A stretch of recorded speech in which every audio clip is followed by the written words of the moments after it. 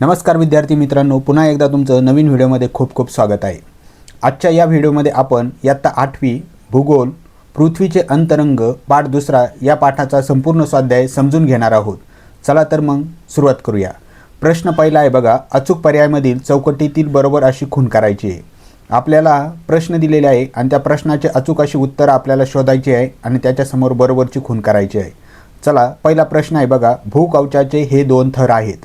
आपल्याला ऑप्शन वाचून घ्यायचे आहे। पहिला ऑप्शन आहे बाह्य व अंतर्कवच, दुसरा आहे खंडीय व महासागरीय कवच, त्यानंतर तिसरा आहे भूपृष्ठ व महासागरीय कवच आणि चौथा आहे प्रावरण व गाभा। अशा पद्धतीने चार ऑप्शन आपल्याला आहे। तर यापैकी आपलं अचूक असं उत्तर आहे खंडीय व भूकवच या पद्धतीचं हे आपलं ऑप्शन आहे। पुढचा प्रश्न आहे, प्रावरण व भूकवचात पुढीलपैकी कोणता घटक सामायिक असतो? प्रावरण व भूकवचात पुढीलपैकी कोणता घटक सामायिक असतो? पहिला ऑप्शन आहे सिलिका, दुसरा आहे मॅग्नेशियम, तिसरा आहे ॲल्युमिनियम आणि चौथा आहे लोह। तर यापैकी आपलं बरोबर उत्तर आहे सिलिका। सिलिका हे आपलं बरोबर उत्तर आहे। त्यानंतर पुढचा प्रश्न आहे, पृथ्वीच्या अंतरंगात खालीलपैकी कोणकोणती खनिज द्रव्ये आढळतात? यापैकी आपल्याला पहिलं ऑप्शन बघायचं आहे। पहिला आहे लोह व मॅग्नेशियम, दुसरा आहे लोह व निकेल, तिसरा आहे लोह व ॲल्युमिनियम आणि चौथा आहे लोह व निकेल। तर आपलं चौथं ऑप्शन बरोबर आहे। आपण चौथ्या ऑप्शनला बरोबरची खूण करत आहोत। त्यानंतर पुढच्या प्रश्नाकडे जाऊया आपण। अंतर्गाभा खालीलपैकी कोणत्या अवस्थेत आहे? तर बघूया आपण। पहिला आहे वायुरूप, दुसरा आहे घनरूप, तिसरा आहे द्रवरूप आणि चौथा आहे अर्धघनरूप। तर आपलं ऑप्शन आहे घनरूप। तर पुढच्या प्रश्नाकडे चला। पुढचा प्रश्न आहे बघा, बाह्य गाभा खालीलपैकी कशाचा बनलेला आहे? तर बाह्य गाभा हा लोह, पहिलं ऑप्शन, दुसरा आहे सोने, तिसरा आहे हायड्रोजन आणि चौथा ऑप्शन आहे ऑक्सिजन। तर पहिलं ऑप्शन जे आहे लोह, तर लोह हे अचूक उत्तर आहे। त्यानंतर पुढच्या प्रश्नाकडे जाऊया आपण। आपण पृथ्वीच्या ज्या थरावर राहतो त्याला काय म्हणतात? बघा, आपण पृथ्वीच्या ज्या थरावर राहतो त्याला काय म्हणतात? तर पहिलं ऑप्शन आहे प्रावरण, दुसरा आहे गाभा, तिसरा आहे भूकवच आणि चौथा आहे खंडीय कवच। तर आपलं बरोबर उत्तर आहे भूकवच। त्यानंतरचा पुढचा प्रश्न आहे बघा, कोणत्या भूकंप लहरी द्रवरूप माध्यमातून प्रवास करू शकतात? याचे ऑप्शन आपण बघूया। पहिलं ऑप्शन आहे प्राथमिक लहरी, दुसरा आहे दुय्यम लहरी, तिसरा आहे पृष्ठीय लहरी आणि चौथा आहे सागरीय लहरी। तर यापैकी अचूक उत्तर आहे प्राथमिक लहरी। प्राथमिक लहरी हे अचूक उत्तर आहे। त्यानंतर पुढे आहेत, चूक की बरोबर ते लिहा आणि चुकीची विधाने दुरुस्त करून लिहा। अशा पद्धतीचा प्रश्न आहे। यातील पहिल्या प्रश्नाकडे आपण जाऊया। पृथ्वीच्या अंतरंगात विविध भागातील पदार्थाची घनता सारखी नाही। याचं उत्तर आहे बरोबर, पृथ्वीच्या अंतरंगात विविध भागाची घनता सारखी नाही। हे विधान अगदी अचूक आहे। पुढच्या प्रश्नाकडे जाऊया आपण। पृथ्वीच्या अंतरंगाचा गाभा कठीण खडकापासून बनलेला आहे। याचं उत्तर आहे चूक आणि दुरुस्त विधान आहे बघा, पृथ्वीच्या अंतरंगातील अंतर्गाभा लोह व निकेल या धातूपासून बनलेला असून तो घन अवस्थेत आहे। अशा पद्धतीचं हे उत्तर आहे। त्यानंतर तिसऱ्या प्रश्नाकडे जाऊया आपण। ई हा प्रश्न आहे, बाह्य गाभ्यातून दुय्यम लहरी जाऊ शकत नाही। तर उत्तर आहे बरोबर। त्यानंतरचा पुढचा प्रश्न आहे, खंडी कवच हे सिलिका व मॅग्नेशियम यांचे बनलेले आहे। तर याचं उत्तर चूक असं आहे आणि दुरुस्त विधान आहे बघा, खंडीय कवच हे सिलिका व ॲल्युमिनियम यांचे बनलेले आहे। त्यानंतरचा पुढच्या प्रश्नाकडे आपण जाऊया। पुढचा प्रश्न आहे, पुढील प्रश्नाची उत्तरे लिहा। त्यातील पहिला प्रश्न आहे, भूकवचाचे दोन भाग कोणते? त्यांच्या वर्गीकरणाचा आधार काय? अशा पद्धतीचा प्रश्न आहे। आपण त्याचं उत्तर बघूया। भूकवचाचे खंडीय कवच व महासागरीय कवच असे दोन भाग आहेत। भूकवचाचे वर्गीकरण घनता, जाडी आणि रासायनिक संघटन यांच्या आधारावर केले जाते। अशा पद्धतीने आपल्याला याचं उत्तर लिहायचं आहे। त्यानंतरचा पुढील प्रश्न आहे बघा, प्रावरणाला दुर्बलावण असे का म्हणतात?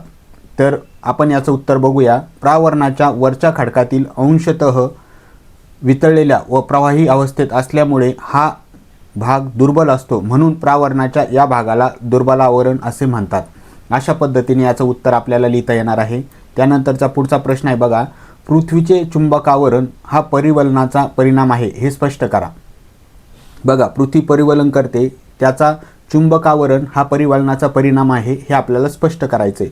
याचं उत्तर आपण बघूया। बाह्य गाभातील द्रवरूप लोह निकेल उष्णतेमुळे परिवलन प्रवाह निर्माण होतात।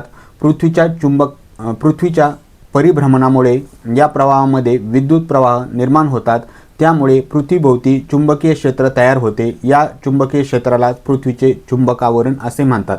अशा पद्धतीने आपल्याला याचं उत्तर द्यायचं आहे।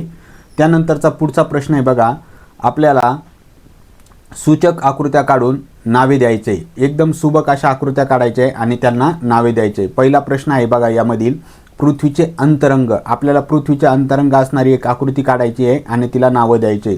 आपण बघू शकतो की या ठिकाणी पृथ्वीचे अंतरंग असणारी आकृती या ठिकाणी काढलेली आहे आणि तिला नामनिर्देशित देखील केलेलं आहे, म्हणजे तिच्या योग्य ठिकाणी योग्य नावे आपण दिलेली आहे। अशा पद्धतीने तुम्हाला स्वाध्यायामध्ये आकृती काढायची आहे। त्यानंतर जाऊया आपण पुढच्या प्रश्नाकडे। पुढचा प्रश्न आहे बघा, चुंबकीय ध्रुव व विषुववृत्त। तर याची देखील आपल्याला आकृती काढायची आहे। ती आकृती देखील आपण स्क्रीनवर बघू शकतो। चुंबकीय ध्रुव व उत्तर ध्रुव अशा पद्धतीची ही विषुववृत्त, अशा पद्धतीची ही आकृती आपण या ठिकाणी काढलेली आहे। ही आकृती तुम्हाला स्वाध्यायाच्या वहीमध्ये लिहायची आहे, काढायची आहे। त्यानंतरचा पुढचा प्रश्न आहे बघा, भौगोलिक कारणे लिहा।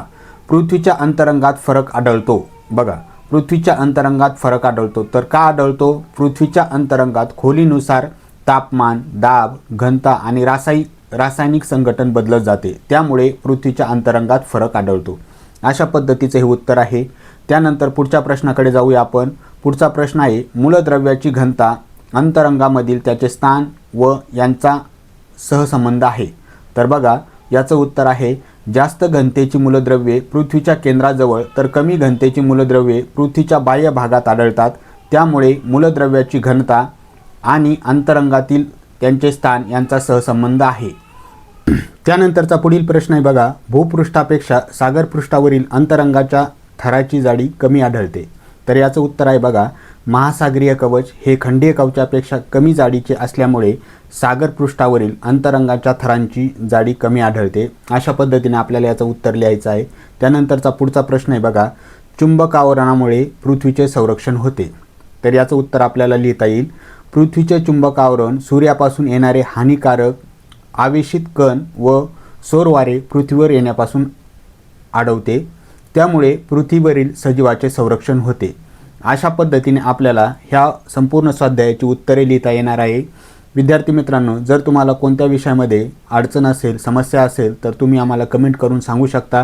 तुम्हाला यापुढील कोणता स्वाध्याय हवा आहे ते देखील तुम्ही आम्हाला सांगू शकता आणि अशाच महत्त्वपूर्ण व्हिडिओसाठी आमच्या चॅनलला सबस्क्राईब करा। व्हिडिओ शेवटपर्यंत बघितल्याबद्दल खूप खूप धन्यवाद।